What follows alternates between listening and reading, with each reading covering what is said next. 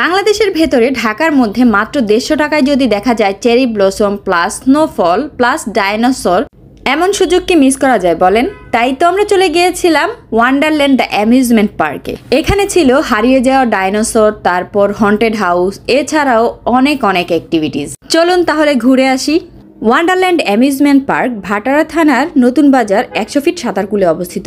পার্কটিতে যাওয়ার পথেই এরকম চমৎকার একটি মসজিদ দেখতে পাবেন, যেটি আসলেই চোখ জুড়ানো। আগে এই পার্কটি গুলশানে অবস্থিত ছিল, কোনো এক কারণবশত সেখান থেকে উচ্ছেদ করা।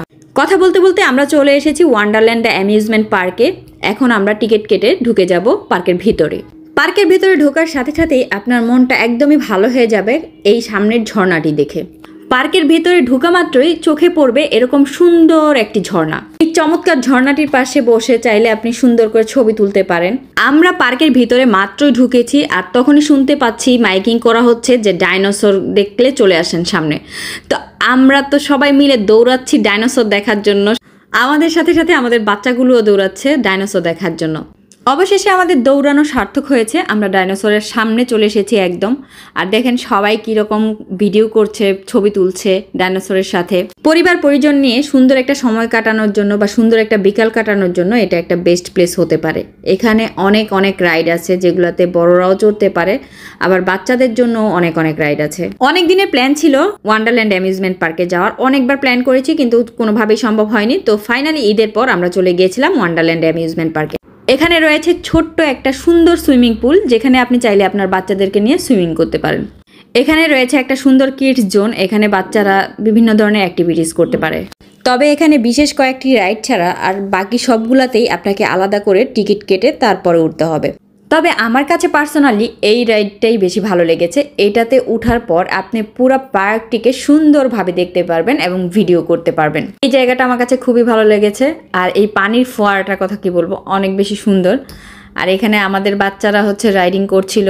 এই রাইডটিতে বড় ছোট সবাই উঠতে পারে। এখানে রয়েছে সুন্দর একটি রেস্টুরেন্ট, যেখানে আপনি আপনার বাচ্চাদেরকে নিয়ে সময় কাটাতে পারেন, প্লাস একটু খাওয়া দাওয়া করাতে পারেন। তো আমরাও চলে গিয়েছিলাম যেহেতু আমাদের সাথে ছোট বাচ্চা ছিল। রেস্টুরেন্টের ভেতরে পরিবেশটা খুবই ভালো লেগেছে, কিন্তু খাবারের প্রাইস অনেক বেশি। আর এদিকে বাইরের ভিউটা তো অসাধারণ। এখানে বাইরে একটা বসার জায়গা আছে, তার পাশেই আছে একটা ছোট ব্যালকনি। আর এখান থেকে আপনি বাইরের একটা সুন্দর ভিউ দেখতে পাবেন। আর এখানে বোট রাইডিংয়েরও ব্যবস্থা আছে, তবে বোট রাইডিং করতে চাইলে আপনাকে সেজন্য আলাদা পে করতে হবে। আমরা সবাই অপেক্ষা করছিলাম এখানকার মোস্ট ইন্টারেস্টিং পার্ট স্নোফল দেখার জন্য। এখানে স্নোফল হয় সন্ধ্যা 6টায় এবং রাত 8টায়। তো আমরা তখনও জানতাম না কখন স্নোফল হবে। এরপর হঠাৎই শুনি কিছুক্ষণের মধ্যে স্নোফল হবে। তো দৌড়ে সবাই বাইরে বের হয়ে আসি স্নোফল দেখার জন্য। অবশেষে সেই কাঙ্ক্ষিত মুহূর্ত চলে আসলো।